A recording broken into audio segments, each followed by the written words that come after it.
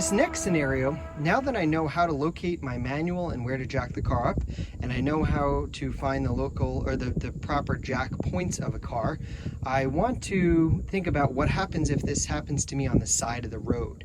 Now, many cars will actually have a spare tire, which we're going to talk about tires in a little bit. In this particular case, it's actually underneath the back of the car. And that's a nice place to store it. Some cars actually have them inside the back of the car, some off the back of the car, and many of them will actually be underneath the trunk. So when you open up the trunk of a car, if it has a trunk or an SUV, and it will be underneath this compartment. In this particular case, it's underneath the car, but what I do know is underneath this compartment here, if I lift this up, besides all the storage of my stuff, is the jack. And now this right here is also a hydraulic jack, but this is what is known as a emergency jack. It comes with the car.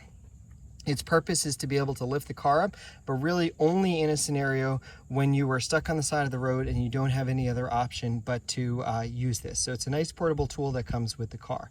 As you can see, the car is going to come with one of these tire irons, which is a device that is used to not only take the lug nuts of the car off, the wheel nuts, but also in this case, lift the car up. So what I want to do is I want to take these items out sort of one by one. This is actually a tow hook.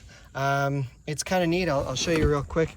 If I do want to tow the car, like if it were to on a tow truck or if it were stuck in a hill or something, underneath here, there's a spot in the front of the car and I can actually screw that in, and many cars will have a little panel that looks like that. You pop that out, screw this tow hook in, and it's a good secure place that you can tow the car. So again, if you're stuck in the snow or something like that, you have that option.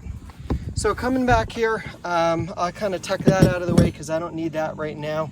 And I will take this jack here and I'll bring that out. All right, so that is set to go. There we go. I'll take my handle out. And in this particular case, I've also got a couple of extensions so that the whole sort of styrofoam container comes out here too, which is kind of neat. So I've got a couple of extensions. So basically, I don't need to show you where to put this on the car because as I showed you in the manual, it gives you a good spot to do that. I could take, it's a little tiny jack. This is why I mentioned it's not really for servicing or working on the car. It's just for an emergency. Really critical is make sure you have a good stable ground to put this on. As I mentioned to you, I really would want to avoid putting it on stone or on grass because instead of jacking the car up, it's just going to sink into the ground.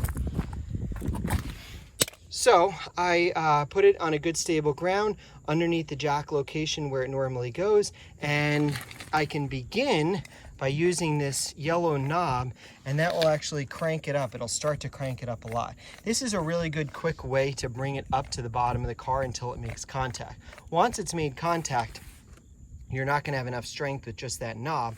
So what you'll actually do is you will take and hook these rods together. It's a little bit tricky to do here. Let's see if I can balance this on my knee. You're going to take this, click these two together, one like that. At that point, this handle is going to, slip into here. And what I have done is I've made myself a nice little crank. I can take this little hook and it sort of hooks right into the bottom of the jack there, and let me see if I can show you. What I can do now is take this handle and, whoops, it's on backwards.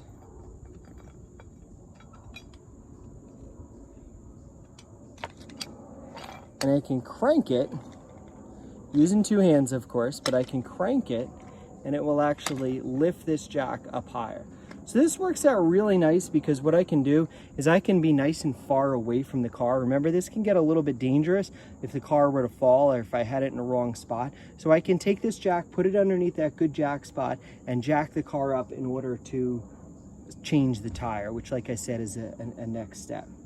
Once I've changed my spare tire, I can take this out of the car. Again, to sort of pack it up, I might need to I can use this little yellow knob. Again, everybody's is going to look different. This is one of those areas, please don't be embarrassed to go look in the owner's manual on how to do this, because many people have no idea where the jack is located or how to operate it, and these days the instructions are terrible, so they work on that.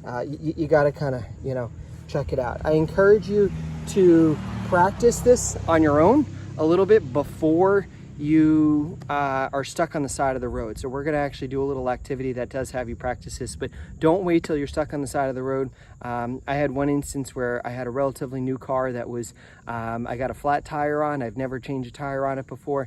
It was pouring rain and a little bit of snow, and I was on the side of 287 coming home from skiing, and it was just a miserable experience trying to change a tire because I've never, you know, took the time to look at where it is and how the jack works and so on.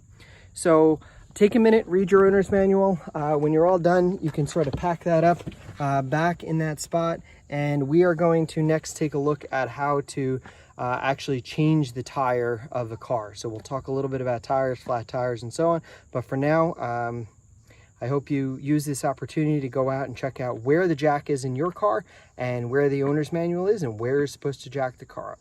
So thanks for watching.